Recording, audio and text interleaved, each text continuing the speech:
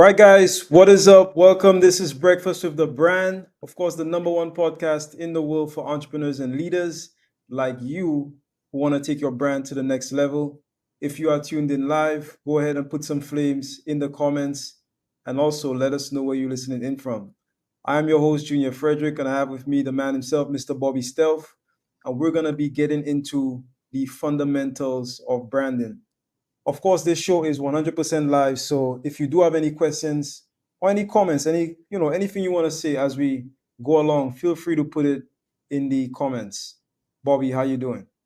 Absolutely phenomenal, Junior. It's a interesting morning this morning. I was working out, pushing it pretty hard. And have you ever had one of those reps where you're like not thinking you're gonna make it, and then you actually make it? It's like you're struggling, you're pulling, everything is shaking, and you're like, I'm not gonna make it, and you Oh end up yeah. making it. So I had one of those reps today that felt really good.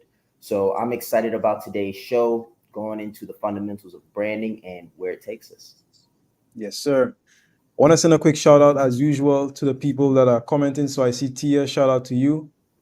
Bradley says phenomenal morning from Texas. And I'm gonna say phenomenal morning from the lovely island of St. Lucia. So that's where I'm from, guys. I'm from the lovely island of St. Lucia.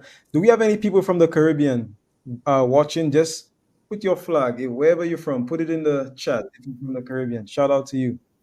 I see Joel Smith, the strategic leadership expert. Mr. Joel Smith says good morning to all. Shout out to Joel and good morning to you. All right, guys. So today we're going to be talking about the fundamentals of branding. I mean, you could never get too deep into the subject of branding. Like, what even is a brand? So, Bobby, we're gonna go all the way back. Let's peel back the layers. I think we have some new listeners, so let's peel back the layers. Go all the way back. Like, what is a brand even? What does it mean to brand yourself today? Why should you even bother branding yourself in the first place? And we're gonna talk about some of the strategies, systems, as well as just the information that you need to know if you're a business owner that is seeking to build a brand in today's economy. So we're going to be getting into that. But before we go to our first quick break, is there anything that you'd like to say to our audience? No, you're right. We can never go too deep into the brand, so I'm excited to see where we take it. Definitely. Guys, stay tuned. When we come back, we'll be talking about branding. Of course, you don't want to miss it. So stay tuned 100%. We'll be right back after this quick break. In brand clarity, exactly what you're going to get is what it sounds like. Clarity for your brand. What is your color? What is your logo? What is your unique value proposition? Who are you speaking to? Why? How should you speak to them? How should I position myself? That's what you're going to learn in brand clarity. You need other people to have the same clarity on your brand that you do. But this is the gap. If you don't have clarity on your brand, then no one else is going to have clarity on your brand either. It's like messaging. Your message sounds clear to you, but is your end user receiving the value that you're trying to provide? I guarantee you that after you go through brand clarity, they will, and so will you. And that's how you'll scale your brand. When I think of brand you, I think of being your best self, your most authentic. The reason why we were able to crush business, absolutely dominate in business without having the marketing list, without having the email huge list, without having the Facebook ads and the advertising budget, without knowing the algorithm. The reason we were able to do this is because I branded myself. I told my authentic story and I was comfortable in my skin. Why? Because it was that time in the world where everything was shifting. It was 2020, March.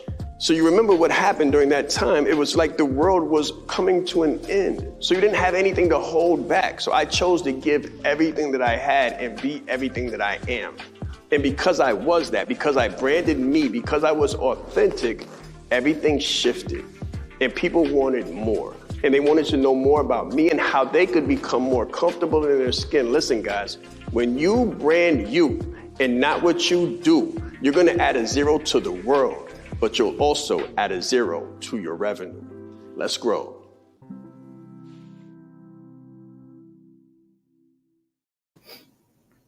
Hey, Junior, I'm super excited about today's call because I've been having a lot of conversations. And a lot of the conversations I've been having with people is, do you know what personal branding is. Like I asked them the question, like, what do you know about personal branding? And a lot of them say very little, very little. But if I tell them a personal brand, all of them know who I'm talking about. Michael Jordan is a personal brand, right? Elon Musk, personal brand. Jeff Bezos, Mark Zuckerberg, Warren Buffett. Now, these are the billion-dollar brands, but you also have other brands such as Alex Hormozy, phenomenal brand. But these are people, these are individuals. You have Elliot. I think I forget his first name, but he's got like the Elliott Yeah. Group and he does sales. Yeah. Andy, talking about Andy Elliott, right? Yeah, I've been following him more. David Goggins, like all of these guys are personal brands. And I asked them, how much do you know about this? And they tell me, very little. So with us peeling back the onion and thinking about what a personal brand really is, I want everybody that's watching to just take a moment and think about one of your favorite personal brands.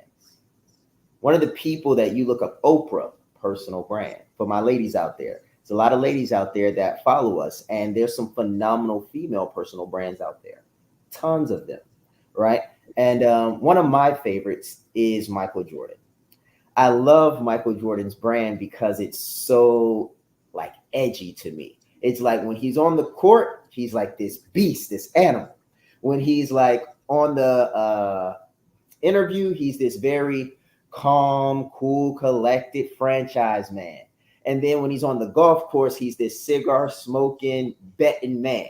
That is respectable. He's like got billions of dollars, so he can bet a few hundred grand and nobody really lose their top because it's like he's a billionaire. But that's a part of his brand.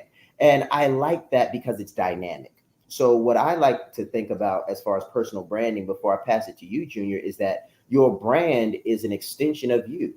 So personal branding, I think Junior has said this before actually, is it's your brand. Your brand, if it's a personal brand, is your morals, values, and principles demonstrated in the form of an organization or corporation or something like that. And I think that's how Junior has put it in the past. And I think that's one of the best definitions I've heard of it. So that's what I think would be a great way to dive into this conversation is us just picking apart some personal brands that everybody knows, looking at the different angles of them and kind of seeing where that takes us. Yeah, I mean, Bobby, I was just like while you were speaking, I was literally just thinking about how to sort of dissect this in a way that's super simple so everybody could understand. If you're looking at us right now, I want you to pick up a pen and just write this down. So write down personal brand. Let's chop this up into two different words, like two phrases, right? So what is a brand? A brand is in simple terms an association.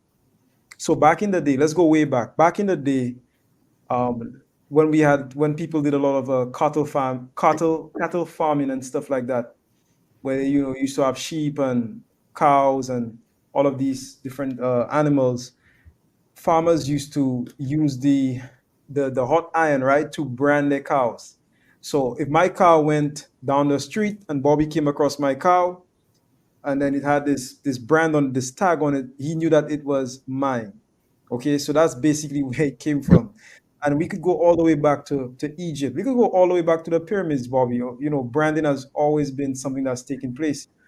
But realistically, when you really and truly boil it down to like just the fundamentals, as we say, branding is basically an association. Yeah. That's literally what it is. A brand is an association. So when you look at a personal brand, the question is, what is your person associated with? That's a simple way to think of it. So you are your own person. Okay. So what is Bobby associated with? What has Bobby associated himself with in the mind of his audience? And that's how I define a personal brand. That's another way. Okay. A more simple way. So basically, if you want to know what your brand is, ask yourself, what do people think about when they think about you? Very, very simple. If they think about finances, that makes up part of your personal brand. Now, what's interesting, Bobby, is that a personal brand is not just made up of one thing. In fact, inside of branded like a leader, and in many of those alien calls, and in many of those leadership lives, deep dives advice that we did a couple years ago, we often spoke about what is called a brand ecosystem. And Sean puts it in the terms of having like an ecosystem or having like a galaxy with different planets, and each planet in your galaxy is something that you're associated with. So, for example, we have coaching, we have sales, we have branding, we have this, we have that. So each of those things would be a separate planet in that solar system or that ecosystem that makes up your brand. Now, when you look at people like Michael Jordan, you spoke about three different things. You spoke about who he is on the court, you spoke about who he is in an interview, you also spoke about who he is on the golf course. This is exactly what I'm talking about. All of those elements goes into his personal brand, and it creates what you call an ecosystem of association. Now, what's brilliant is the more of an interesting person you are. So the more interesting you are, the bigger your brand, because the more people could relate to you, because you have more points of these points of affinity, as I like to call them. So if you like cigars, but you don't necessarily like basketball, you could have an affinity for Michael Jordan because he smokes cigars. If you don't even like cigars, but you like golf, you could have an affinity with him. You could create a connection with him because he loves golf. If you don't like golf, but you like basketball, then there's an affinity there. And what you find is that the more points of association that one has, the more interesting you are as a person, the more compelling and the more attractive you are as a brand. So, in very simple terms, personal branding is what are the association of terms, or what is associated with you, or what do people think about when they think about you. That's so good, Junior. That's so good because I remember a story about Kobe Bryant, and he hired a acting coach, and he hired this coach because he wanted them to teach him how to get into character. Mhm. So when we're talking about branding, you can almost imagine a character. There's different zones that you have to get into. Like, I don't know. I'll speak for me. Bobby the closer and Bobby the speaker are the same person but different energies. Like if I'm closing a deal or I'm on the other side of a prospect that is depending on me to lead them to the way, to apply pressure when necessary, to help them make the best decision possible, I've got to come in there with a certain energy. The Wolf of Wall Street talks about the confidence that you need to have. It's a phenomenal book. And he just shares the straight line method, like just getting straight to it and helping people make great decisions. Now, a part of my brand is being able to be the person that can ethically apply pressure and provide information, insight, and guidance. So I share that piece because that's an element, that's a character, that's a persona.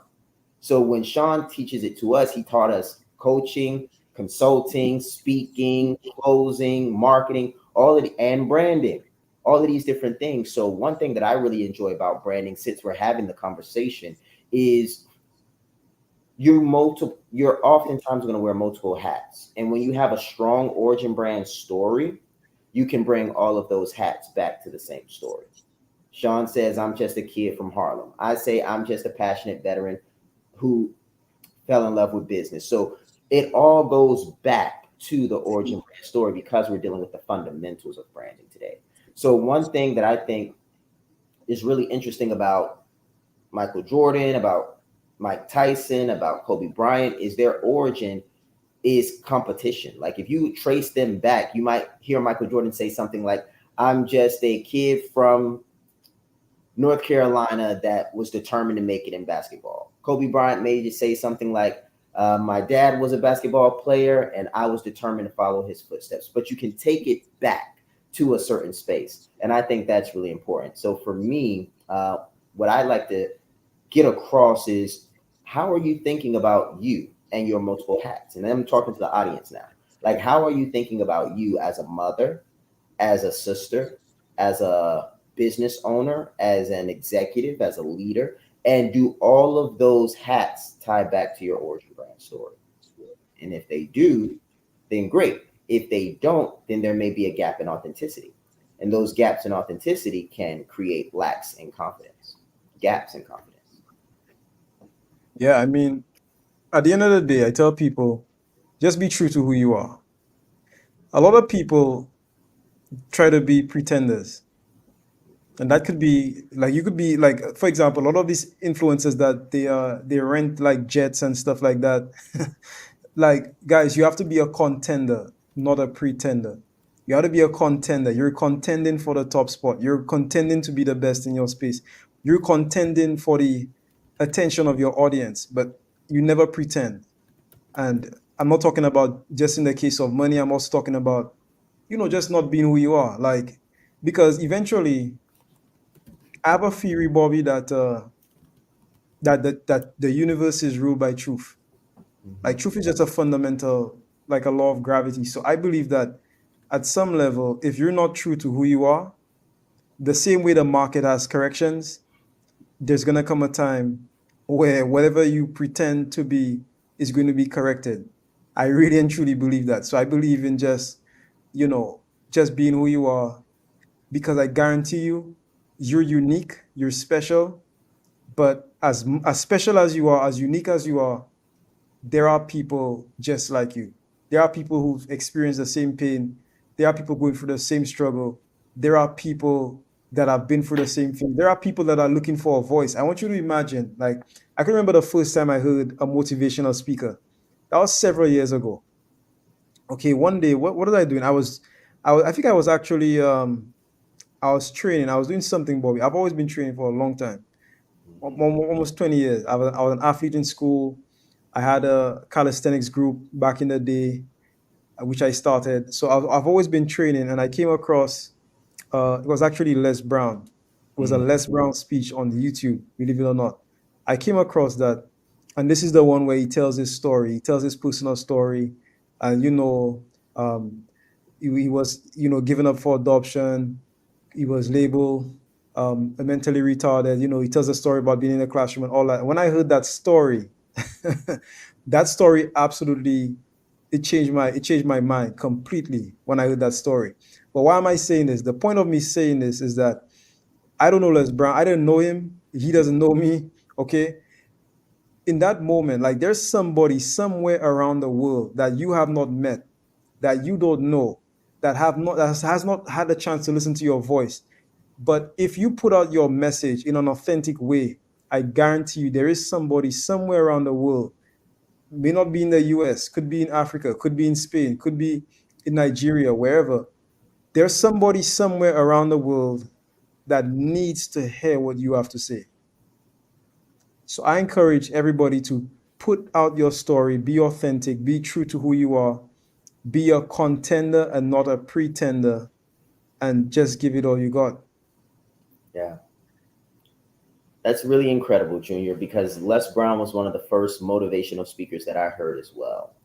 And when I think about storytelling, I think back to my life as a rapper. So many of you all know that that's what I did in a past life. That's actually how I met my wife. For those that are in the U.S., I was opening up for E40, and we were in California. He's a big Bay Area rapper, mainstream and everything. So it was a pretty big turnout. And one of the things about rap is you're usually telling a story. You're communicating a message. You're getting someone to feel what you felt.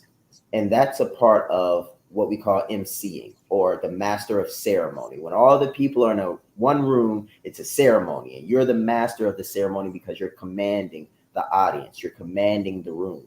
And as an MC, that's very similar to business and being in the marketplace. It's like the marketplace is where everybody congregates, where everybody hangs out. And if you have a mic, so to speak, you have a platform, a social media platform that you're speaking from. At that point, you become the MC. You become the master of ceremony. You're the person everybody's listening to for the moment.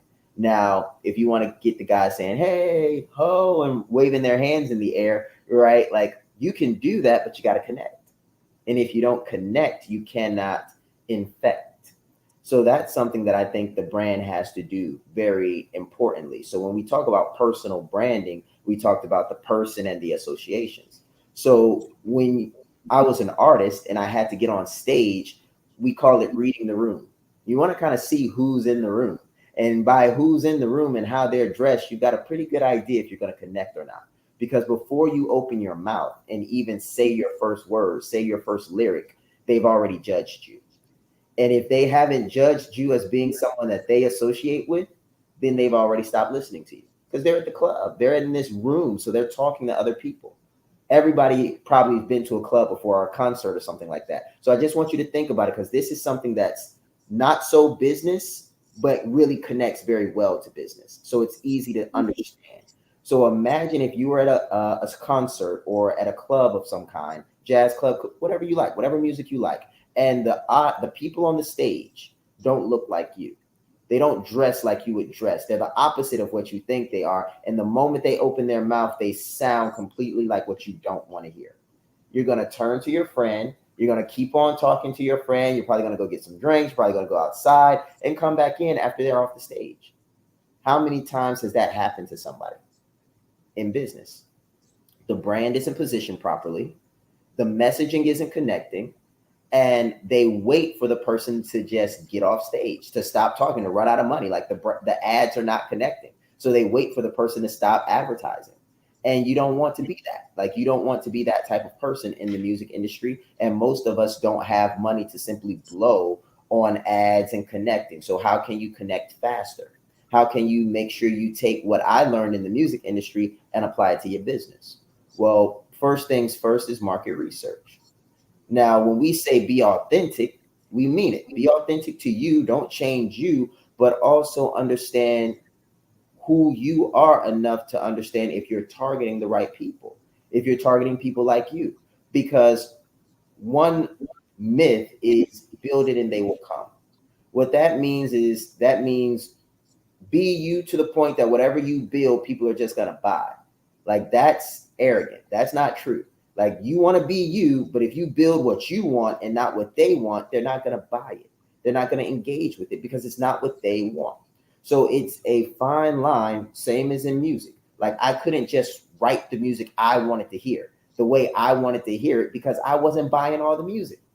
I had to position myself in a way that allowed me to communicate music that I resonated with, but deliver it in a way that they could receive it. And when you can do that with your brand and with your messaging, and you have that degree of clarity on who your ideal client is, everything else starts to make more and more sense.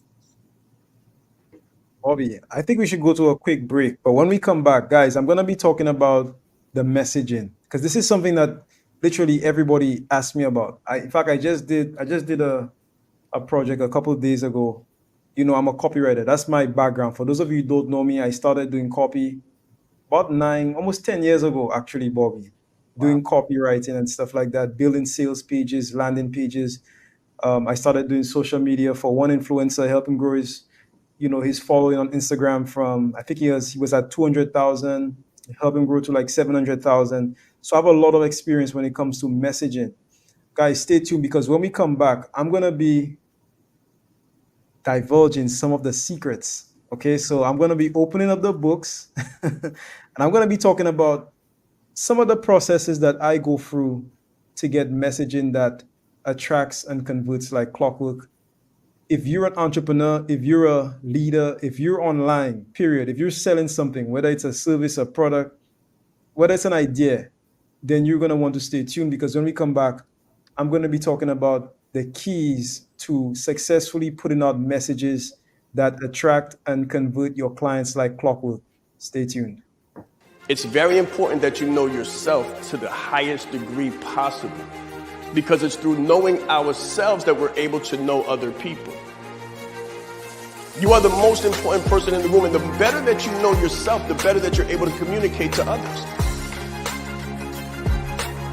So you're not only playing the game knowing who you are, but you're also playing the game knowing who everyone else is, so that you're not playing blind. He's extremely engaging with people. He has a fantastic smile, and he's just very high energy person.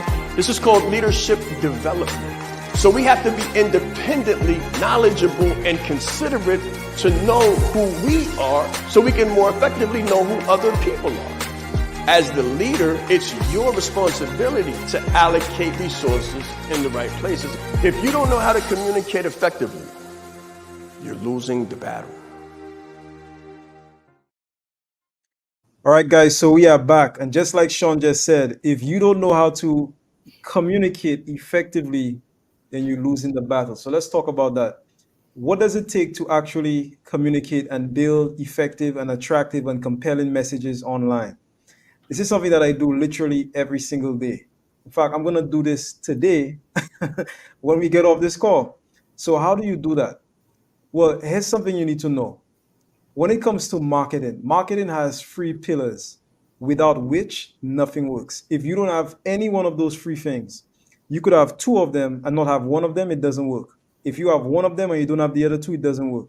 You need to have all three of what I'm about to share with you for any kind of marketing to work anywhere. I don't care if it's through a letter, I don't care if it's through an email, I don't care if it's through social media, if it's through a text message, if it's through a pigeon, right? Send a message via pigeon. You need to have these three things in order for marketing to work. So let's get into it. Number one. So the number one thing you need to know is who is your target audience or what is that market?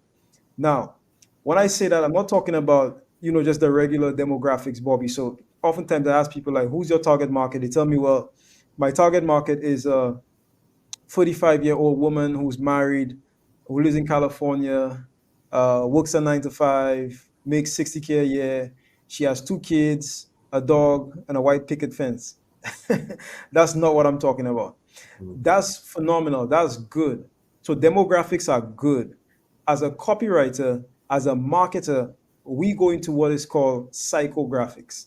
So demographics tell you where that audience is in like the physical world. The psychographics tell you where they are in the mental world. Okay, so in order for you to influence anybody, you have to know what already influences them. So there are a couple things that I look for inside of an audience when I do my market, my target market audience profiles to really help me craft that effective and compelling messaging, Bobby. And here they are. So number one, of course, I need to know the demographics, like I just expressed. But apart from the demographics, what I'm looking for, number one, is I'm looking for what is the current state. So, what is the current state of the audience? Meaning that what is currently frustrating them? So, what are the top three daily frustrations? What do they care about? What are they feeling right now? What pain are they currently experiencing? I want to know that. Where in their life cycle are they? What is their current state? What is their current position? I need to know that, number one. So, when they come to me, I need to know exactly how they feel, not just where they are, but how they think and how they feel. So that is the current state. Number two, I want to know the dream state. So, what is the dream state? The dream state is where they want to get to. What is the desire? And basically, you can think of it like this. How many of you have ever daydreamed? And put a number one in the comments if this is you. How many of you have ever daydreamed about your ideal life?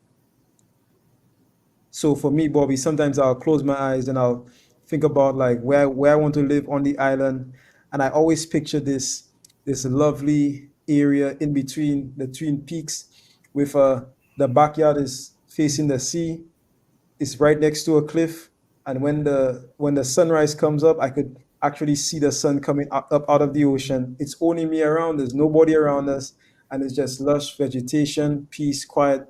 There's parrots, there's birds, there's all kinds of stuff, and it's just pure nature and just pure bliss. So for you, where do you go in your mind when you think about why you do what you do and the life that you want? That place, that desire, that ambition is called a dream state. Now, once I know this dream state, I know your current state, meaning I know, how you are, how you think when you come to me, and in other words, to you, if it's your audience. I know your dream state. I know where you want to get to. The next thing I need to know, Bobby, is what is the roadblock? So, what is the thing that is stopping you? What is standing in between you, your current state, and your dream state? Why is it that you can't just go to your dream state? There's something that's standing in between you and getting what you want. I need to know what that thing is. So, what is the roadblock? What is the main thing preventing you? What is the number one challenge? What are the top three challenges that you're going through right now? What is the main roadblock preventing you from getting there? Once I identify the roadblock, I can identify what I call a bridge. A bridge is the solution to the roadblock, something that's going to take you over the roadblock. So think of the bridge as literally a bridge, like building a bridge to take you over a river. So the river is the roadblock, stopping you from getting from point A to point B. The bridge helps you cross the river. And here's the thing. Check this out. Here's where you come in. Here's where your product comes in. Your product is the solution, but your product is a vehicle, okay, that's gonna take you from point A to point B. That's gonna take your audience from point A to point B. So it'll be like back in 2008, I went to New York in 2008, and then I went to one of the places I went to was Staten Island. I went to Staten Island just to visit. And when you go to Staten Island, there's like this ferry, I think, that takes you like from you know one part of the land to the island, right? So your solution is like that ferry. It's gonna take you from the mainland to the island where you want to get to, or to your dream state. Without that ferry, you can't cross. Mhm. You're not exactly going to swim. So your solution is like a vehicle that takes the client from point A to point B. Now, very important, you don't do the work for the client. Your solution empowers, your vehicle empowers the client to do the work for themselves. So the vehicle empowers Bobby to go from point A to point B. Now, once I have these things, which is literally everything I need to write the copy, I still have to ask myself, Bobby, and this is something a lot of copywriters don't even think about. But what is the big idea? What is the big idea? And when I say big idea, I mean like, what is the thing? In sales, we call it the dominant buying motive. What is the big idea? What is the appeal that I need to have in order to get the client to say yes? Because you can present something, you could present the right solution. If you present the right thing in the wrong way, it doesn't convert. So back in the day when Dove came out, okay, Dove, which everybody knows is the soap brand, Dove came out as a soap bar for men with dirty hands. And then the sales went like this. The sales went down. They rebranded and they presented Dove as a body wash for women with dry skin. And then the sales went like this. Same product, different presentation of the same product, and you got a different result. So for me, I'm asking myself, what is the big idea? What is the right appeal? Or what or appeal is code word for positioning. So we're talking about branding as well. What is the right positioning? What is the right appeal or positioning that you need to have in order to get the result that you want? Now, how do you do that? That takes a lot of research, that takes a lot of strategic thinking, takes a lot of thought. And sometimes, Bobby, you just have to day off, go by the beach, or Mhm. drive downtown and just think about it until you get the right appeal. Like, don't start writing because you can start writing, but if you start writing on the wrong foot, it just doesn't work. Yeah. I'll give you an example, practical example. The other day, I was writing copy for someone, and they have this coaching program. So the coaching program, like a regular coaching program, it has three levels: group coaching, one-on-one coaching, etc., etc. Now, their whole thing was appealing to men. So they were building a community of men who had gone through past trauma, and they've become healed, and now they want to be better fathers, better husbands, stuff like that. So I said to him, I know that you're doing a coaching program, but for your audience, a coaching program is not necessarily the best appeal. I said to him, I want you to sell this as a community and just include the coaching program inside the community. Because the community, for people like that, the community is a stronger pull, a stronger appeal than just saying this is just like another coaching program. Mhm. No, this is not just another coaching program. This is a global community of men who are aspiring or coming together to help each other grow to become their fullest and their best selves. And one of the ways they do that is through coaching. That's different from saying that this is just a coaching program. So that's what I mean when I say, what is the big idea? What is the appeal? And then I'll give you one more tip before I pass it to Bobby. Find successful people, like success leaves clues. So if you're trying to target an audience, find somebody who has already successfully targeted that audience and see what they do, see the kind of messaging they've used, see the kind of messaging that works on that particular audience, and ask yourself, how can you sort of remove them from that messaging, but put yourself inside that system, so to speak. And if you could do these three things that I mentioned, you should have no problem writing copy that converts.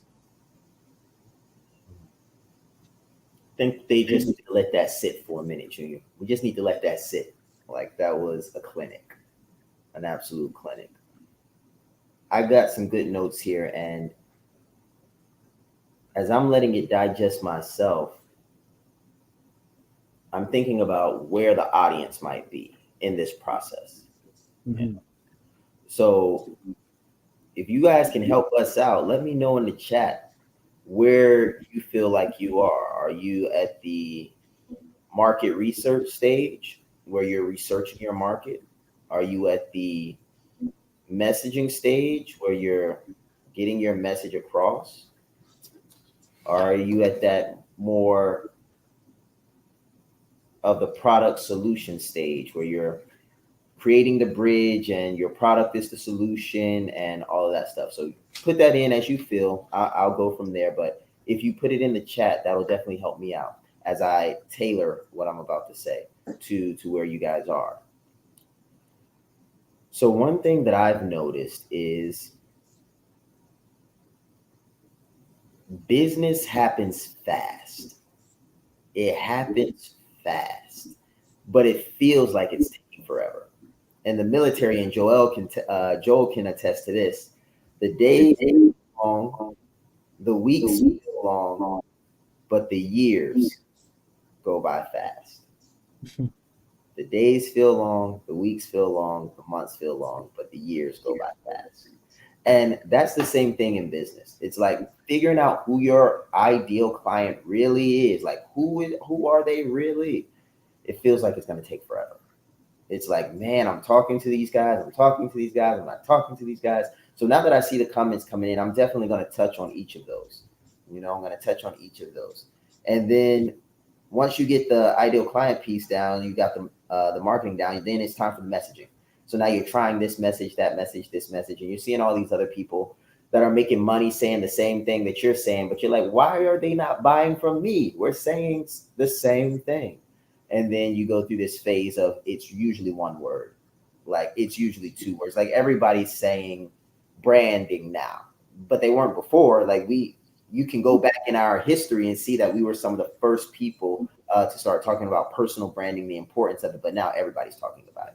So what differentiates us? The small things, the 3 E's, the 3 I's, the let's grow. So like as you're going through your messaging, like you're going to be saying relatively something similar because a lot of people have the same problems, but you're going through that phase of where you're trying to find out what works for you, crickets to digits, what connects with your ideal client. And that takes time.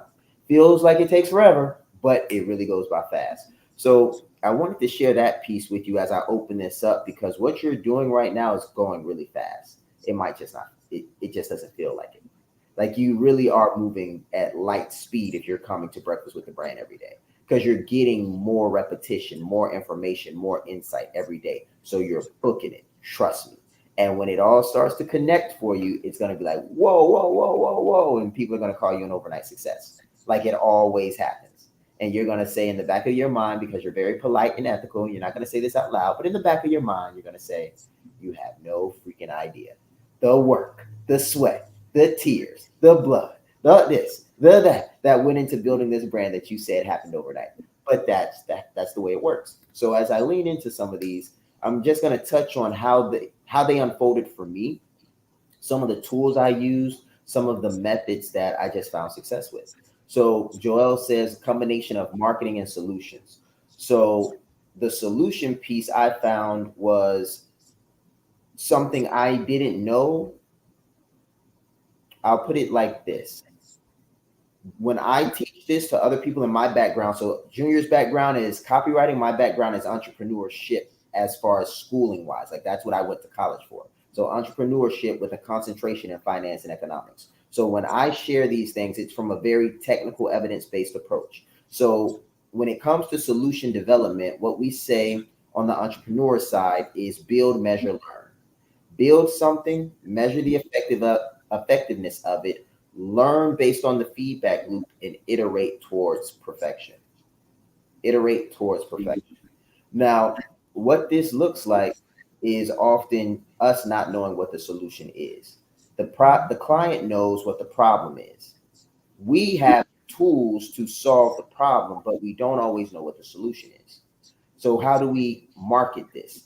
Well, what Shaan taught us in one of the courses, I think it was Branded Like a Leader, was 3 questions. He said, take a survey, ask them what the solution needs to look like to them.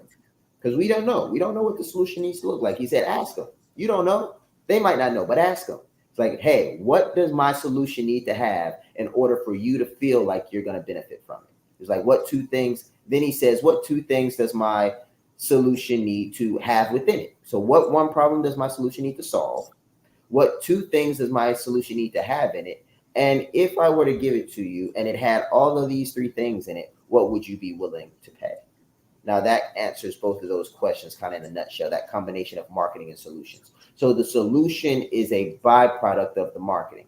And Junior said this before, market the thing that sells. He's like, sell the thing that, he says, you're in the business of marketing the thing, but not like selling the thing. He says it made much better than I do, but it's like you're really selling the thing, not you're selling the thing that sells the thing. You're not selling the thing. So to answer that question, it's marketing what the people tell you they want and giving them what they say, what you know they need. So that's what my experience was like with that. Travis said market research. So market research, there's 2 forms of market research at the technical level, and that is primary research and secondary research. So primary research is research that you do internal to your organization based off of the experiences that you've had with the market. Then there's secondary research, and secondary research is secondhand information that you are getting from outside sources. So when we do market research, there's a few methods that we use. We use surveying, we use focus groups, we use polls, different types of polls and things of that nature. We use data centers, so like aggregated data, averages and stuff like that. So those are some of the core forms of market research that you'll see. So one of the best ways that I've done market research is a combination of all 3 of them. And most of you all are in communities. So if you're in a community where it's like 5, 10, 15 people, hold a poll there. If you're in a Slack channel and you have access to multiple people, that's a great place to put up a survey and say, hey guys, give me some feedback on this. Or hey guys, I got a survey. Here's the link. Do you all mind putting this up in your communities so I can get some better feedback? So it's really a matter of getting data in. Once you've got the data in, then it's a matter of executing on that data effectively. And that's when we get back to the feedback loop piece, where it's build, measure, learn. So you build a survey, you measure the results of the survey, and then you learn, you take the data and you learn from that data, and then you iterate on whatever the product is. Moving down to Tia, I believe a mix of them all, that's if that's even possible. Yeah, it's definitely possible. So what I would say to this one is find one and stick there. Like find a place, and once you find one of them, let's say it's market research, let's say that's what you want to focus on, or it's messaging, that's what you want to focus on, or it's the product, that's what you want to focus on. Like pick one and focus on that one. I would say start with marketing. It makes very little sense to try to build a message without understanding the market, and it makes even less sense to try to fashion a product without understanding how you're going to market it or who you're going to sell it to. So it makes a lot of sense chronologically and sequentially to start with the messaging. Bradley says he's on the solution. And it's great, Bradley, because I see the back end work that's going on with what you got going on, how you shot in ATL. It was phenomenal, man. So you're killing it. Congratulations on all the progress that you're seeing. So with the solution piece, what I have found there is the solution will organically develop. So one of the mistakes I made when I was going through this process, some of the first times, like I don't make this mistake as much anymore, but in the early days, I would try to create a rigid, detailed, super organized cookie cutter solution. And I was like, this is what I'm selling. And I would throw it into the marketplace and say, take it or leave it. Now, that approach is good for me because if people are buying it, I don't have to change it. It's rinse, wash, and repeat. It's super simple. It's great. But the reality is, if you're just getting started, the market doesn't know enough about their problem usually for them to know exactly what solution they're looking for. And you don't know enough about the market or your own solution to know if you should make it so rigid. So what I found is very effective in the solution development phase, we call it product development and research development, or R&D, is developing a product and a prototype. We call it a prototype, and beta testing it. It's beta testing the solution. And when you beta test the solution, you pretty much can do what we call A/B testing. So that's a very common form of testing. Or you could do a straightforward form of testing where you iterate. So if you have a large enough community to beta test, what you can do is A/B testing. A/B beta testing is you can put one solution that's fashioned one way and another solution fashioned another way and put it both out to two different communities. Now, both of them are going to have the same problem, but they're going to be using two different solutions to achieve their end result. Now, what you're going to be looking for at this point is which of these solutions produces the better end result. Now, if you have two communities, you can clearly tell by contrast. Now, let's say you have one community and you don't have enough people to do A/B testing, or you don't have enough resources. So in that instance, what you would be doing is build, measure, learn, iterate. So you're going to build it, then you're going to test it, put it out there, measure the results of it. And then the feedback that they give you, this is where you want to be in hyper feedback mode. So when I was building my first courses 3-4 years ago, at the end of every course, I said, what did you guys like? What didn't you like? Was this a good call? Was this not a good call? And I was just collecting data, collecting feedback. And I took that feedback and iterated and grew the program. And lastly, I think she said like a clinical trial. Yes, Katrina, it's like a clinical trial. And Michelle said marketing and solution. So I think I covered that one. So with marketing and solution, Michelle, same thing that I said above. I would lead with the marketing and keep the solution as organic and flexible or adaptable as possible, because the people are going to tell you what they want. And as they tell you what they want, you will deliver what they need. And as you find out what they need, then you start moving into what we call business development, product development. But right now you're in what we call proof of concept. So proof of concept says that it actually works. After you've achieved proof of concept, it's iteration and development. And that says economics. How efficiently and effectively does it work? And then once you've got that, you start wrapping up. That's my piece, guys.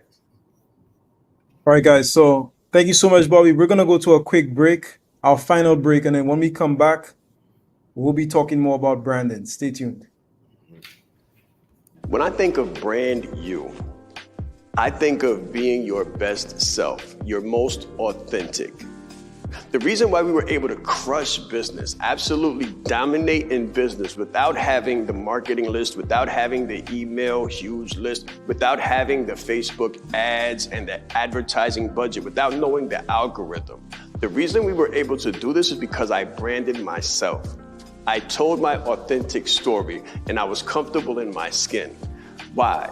Because it was that time in the world where everything was shifting. It was 2020, March.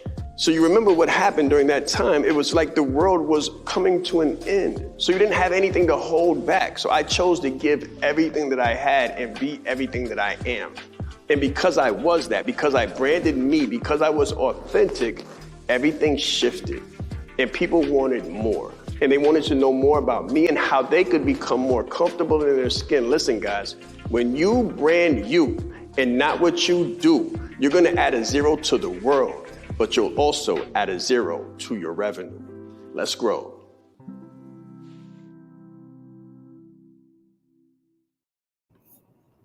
All right, guys. So we are back. Bobby, we're actually close to the end of the show, man. We have like 2 more minutes. Something I want to say. So I went like when I gave my breakdown, I went through a lot. I went through a lot. I know some people like sometimes even if you tell people what to do, they still have, you know, challenges with how to do it. If you want to learn how to do what I just tell you that you need to do, I want you to go to www.shawnrais.com and find a contact us form somewhere and just let us know that you were watching the show and you're interested because Bobby actually on the next Branded Like a Leader Academy call. So the people that were on the last call, I know we have a few members looking. We actually went through the 5W framework, which is the first part of Branded Like a Leader. On the next call, I'll be going into the ideal client, which is literally like the second half of the 5Ws. So the first 5Ws is about you. So who you are, what you do, what you represent, etc. But the second 5W framework is who the client is. So who is that target audience for you? What do they do? Why do they do what they do? Where do they do it? Like we're gonna be getting into that. If you're on the inside of the community, then don't miss, excuse me, next week, Wednesday. I'll be getting into that. I'll be teaching you exactly what I do and how to find, you know, the current state, how to find the dream state, how to find a roadblock, how to find a solution, how to put together like a real in-depth idle client profile. But also, if you're on the outside, so if you're not part of the community as yet, then you could go to www.shawnrais.com. It's supposed to be somewhere at the bottom of the screen. And then you just fill out the contact us form. Somebody from my team will reach out to you and then we'll help you to get started. But that's where we get into like the detailed part of what I'm talking about because like it's not easy. And this is something this methodology, Bobby, something that I have developed over several years. I've studied people like Dan Kennedy. I've studied, you know, Jay Abraham, many people, and I've put together my own strategy that works for me, that is very, very effective, that I use to produce. I could produce landing pages, emails in hours, you know, maybe one day, get messaging. I've even built custom chat GPT bots based on these methods that produces copy like instantly. So guys, if you want to learn how to do that kind of stuff, if you want to get your messaging right, go to www.shawnrise.com, fill out the contact us form. Let us know that you were looking at this particular episode of Breakfast with the Brand and that you want to learn how to get the ideal client down. And then one of my team members will reach out to you and then we'll set something up. We'll do something special for you, okay? But yeah, I just wanted to put that out there, Bobby. Yeah, it's amazing. Look forward to our conversation tomorrow, Junior. This one came out of left field. I love it. It's a great conversation. Yes, definitely. But guys, if you enjoyed today, go ahead, put some flames in the comments for us. Let us know that you enjoy this. This is something that we do, you know, basically for you, right? And by the way, this is 100% free. The only ask that I've ever had is if you find value from what we do, just share it with like literally one other person. You don't have to share it with, like, I'm not greedy. I'm not saying to share it with like 50 people or everybody you know. If you want to do that, that's fine, but you don't have to do that. You can literally just send it to your cousin, just send it to a friend, just send it to a coworker, send it to the person next to you, just send it to one person. For a parent, this is child friendly as well. So you could send it to your child who's interested in entrepreneurship. Just give it to one other person that you think would benefit from it, and then that would be enough. So pay it forward. That's the only thing I ask. Apart from that, Bobby, we'll be back tomorrow, same place, same time. We'll be talking about branding. Maybe we'll get into a little bit of sales, not sure as yet. But in any case, guys, today is what? Thursday? So have a phenomenal Thursday. We'll see you tomorrow on the show, same place, same time, 8 a.m. Eastern Standard Time. Have a phenomenal day and let's grow. Let's grow.